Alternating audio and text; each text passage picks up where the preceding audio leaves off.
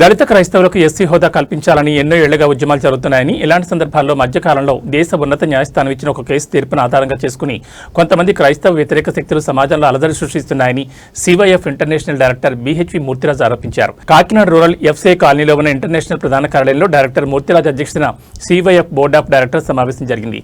ఈ సందర్భంగా మూర్తిరాజ్ మీడియాతో మాట్లాడుతూ, ఈ దేశంలో క్రైస్తవ మిషనరీలు అనేక త్యాగాలు చేసి లక్షల కోట్లు విలువ చేసే భూములను దానం చేసి కులమతాలకు అతీతంగా ఉచిత వైద్యాన్ని చదువును అందించారన్నారు.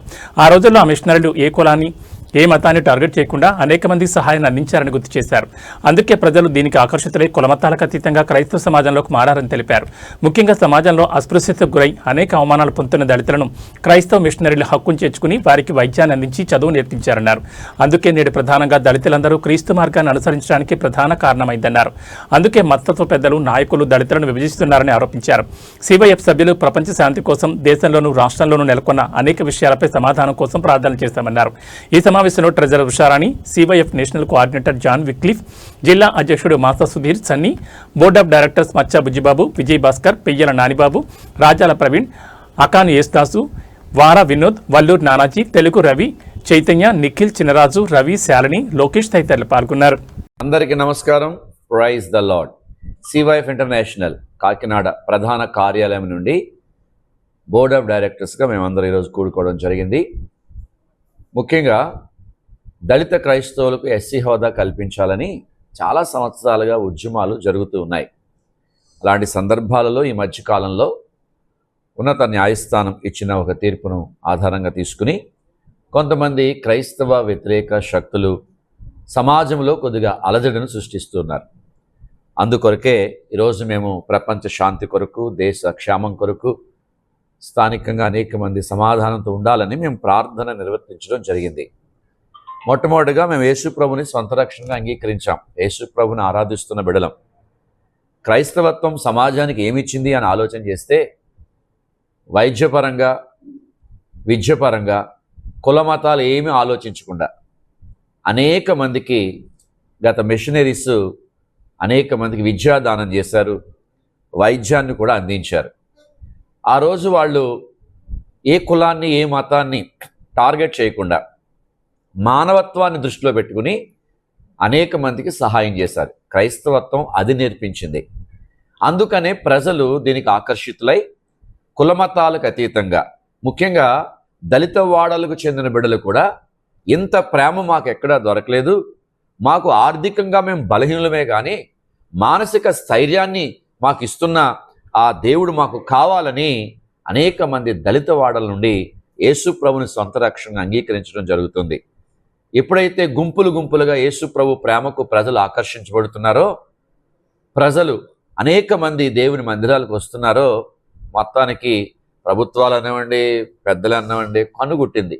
అందుకనే విడగొట్టాలన్న ఉద్దేశంతో ఉన్నతమైన కులాల నుండి యేసుప్రభుని నమ్ముకున్న వారికి ఏమి అంత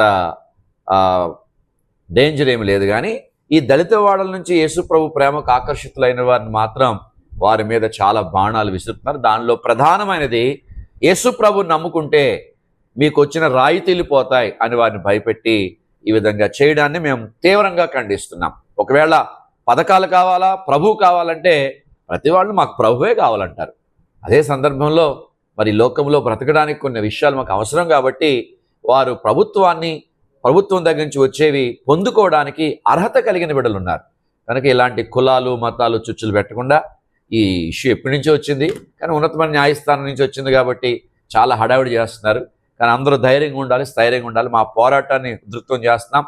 ఇది మండలాల నుంచి, మరి జిల్లాల నుండి, రాష్ట్రాలకు, దేశాలకు మేమంతా మమేకం అవుతున్నాం, ఉద్యమాన్ని చేస్తున్నాం. మా సమస్యలు ప్రభుత్వ దృష్టి మళ్ళీ తీసుకువెళ్తున్నాం.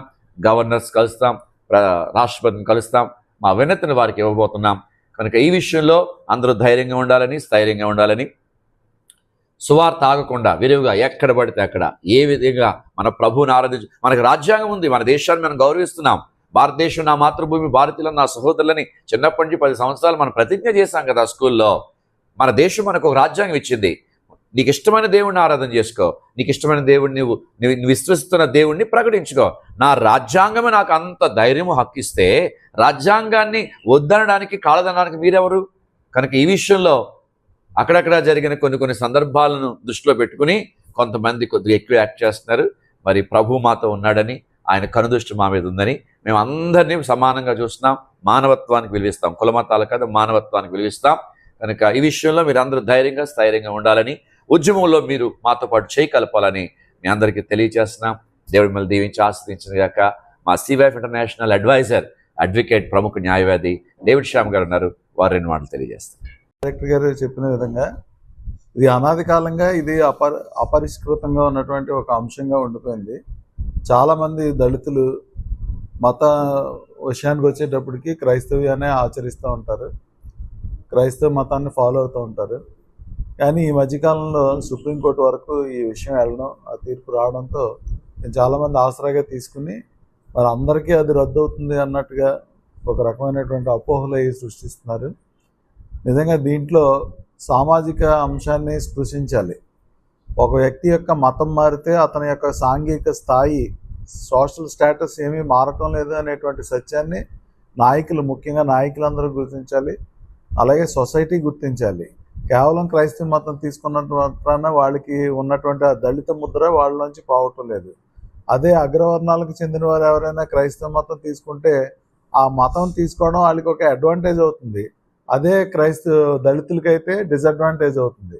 ఈ తారతమ్యాన్ని అందరూ గమనించి ప్రతి ఒక్కరికి మత స్వేచ్ఛ ఉంది కాబట్టి ఏ మతాన్నైనా ఆరాధించేటువంటి హక్కుని రాజ్యాంగం మనకు కల్పించింది. కాబట్టి కేవలం దళితులు మాత్రమే ఈ మతాన్ని స్వీకరిస్తే వాళ్ళకి ఈ ఎస్సీ ఎస్టీ అట్రాసిటీ చట్టం నుంచి కానీ, అలాగే దళితులకి ఇచ్చేటువంటి కొన్ని రాయితీలు, రిజర్వేషన్ల నుంచి కానీ వాళ్ళని తప్పించడం అనేటువంటిది అది లాజికల్గా కానీ మరి అలాగే సామాజికంగా కానీ అది మంచి పద్ధతి కాదని, దాని నిమిత్తం అనేక సంవత్సరాలుగా అనేక ఉద్యమాలు కూడా జరుగుతున్నాయి. ఇప్పుడు ఈ ఇష్యూ మళ్ళీ ఇలా పెద్దదవడం వల్ల మళ్ళీ దాని నిమిత్తం రాజకీయ నాయకులు, అలాగే మా సంఘంలో ఉన్నటువంటి మేధావర్గం అంతా కూడా దీని గురించి ఒకసారి ఆలోచించి దీని మీద తగిన విధంగా ఒక చట్టాన్ని చేయాల్సినటువంటి పరిస్థితి ఉంది. అలాగే మరి క్రైస్తవ మతంలోకి మారిన క్రైస్తవులను కూడా, పాస్టర్ గారిని కూడా హింసించకుండా ఆ ఎస్సీ ఎస్టీ అట్రాసిటీ చట్టంలాగా మరి దీన్ని బోధించేటువంటి పాస్టర్ గారులకు కూడా ఒక సామాజిక భద్రత కల్పించే విధంగా ఒక చట్టాన్ని కూడా చేయాల్సిన అవసరం ఉందని మేము అందరం భావిస్తున్నాం.